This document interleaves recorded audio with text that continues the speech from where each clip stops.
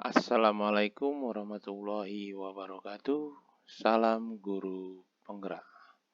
Perkenalkan, nama saya Sony Arpan, calon guru penggerak angkatan 9 dengan fasilitator Bapak Muhammad Rizky Abadi dan PP Ibu Siti Khotijah. Saya berasal dari SMK Negeri 3 Ogan Komering Ulu, dari Kabupaten Ogan Komering Ulu, Provinsi Sumatera Selatan.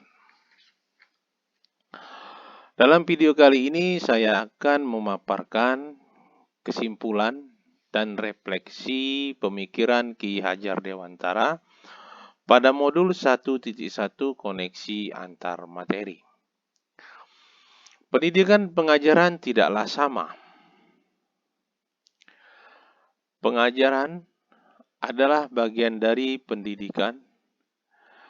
Menurut Ki Hajar Dewantara, pengajaran adalah proses pendidikan dalam memberi ilmu untuk kecakapan hidup anak secara lahir dan batin.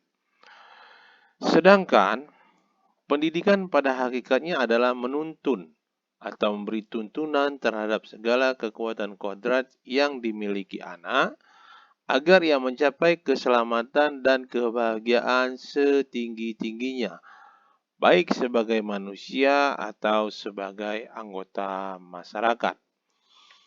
Pendidikan menciptakan ruang bagi murid untuk bertumbuh secara utuh agar mampu memuliakan dirinya dan orang lain serta menjadi mandiri. Dalam kesempatan ini, dalam membuat kesimpulan dan refleksi terhadap pemikiran-pemikiran Ki Hajar Dewantara, saya akan menjawab pertanyaan pemantik yang terdapat di dalam LMS. Yang pertama, apa yang saya percaya tentang murid dan pembelajaran di kelas sebelum saya mempelajari modul 1.1. Sebelum pelajari modul 1.1, pembelajaran yang saya lakukan hanya sebatas transfer materi pelajaran saja. Saya menganggap ketuntasan dalam penyampaian materi lebih penting daripada memahami karakteristik murid. Biasanya, saya hanya melihat nilai dari aspek kognitif saja. Misalnya saat mereka mengerjakan tugas berupa soal atau ulangan harian. Jika nilai murid sudah mencapai KKM, dinyatakan bahwa pembelajaran sudah berhasil. Selain itu, saya beranggapan bahwa murid hanya sebagai objek pembelajaran, sehingga pembelajaran berpusat kepada guru atau menggunakan metode teacher center. Sebelumnya, saya tidak pernah memperdulikan apakah murid sudah benar-benar paham apa yang saya ajarkan atau tidak, karena fokus utama saya adalah lebih ke tercapaian materi, karena materi yang saya ajarkan cukup padat. Saya pun hanya meminta siswa untuk menghafal materi yang saya ajarkan tanpa memikirkan bagaimana cara agar materi tersebut dapat dipahami sepenuhnya. Sehingga saya sering merasa gagal jika banyak murid yang tidak tuntas dalam melakukan evaluasi. Pertanyaan kedua, apa yang berubah dari pemikiran atau perilaku saya setelah mempelajari modul 1.1?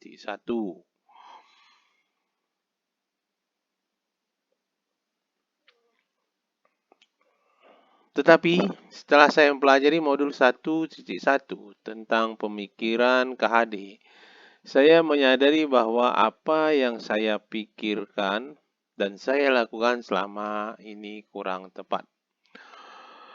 Setelah mempelajari modul 1.1, saya menyadari seharusnya saya melakukan proses pembelajaran secara menyeluruh, bukan hanya aspek kognitif saja, namun juga aspek afektif, psikomotor, spiritual, sosial, dan budaya. Murid bukan sebagai objek pembelajaran, melainkan subjek pembelajaran. Artinya, murid memiliki kebebasan berekspresi, mengemukakan pendapat, dan berkreasi sesuai dengan metode pembelajaran dan media yang tepat.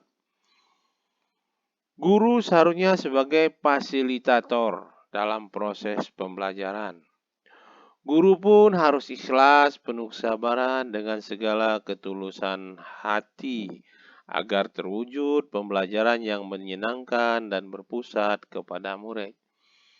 Selain itu, saya harus mempelajari karakter murid, karena setiap anak dilahirkan unik dengan kelebihan dan kekurangan masing-masing.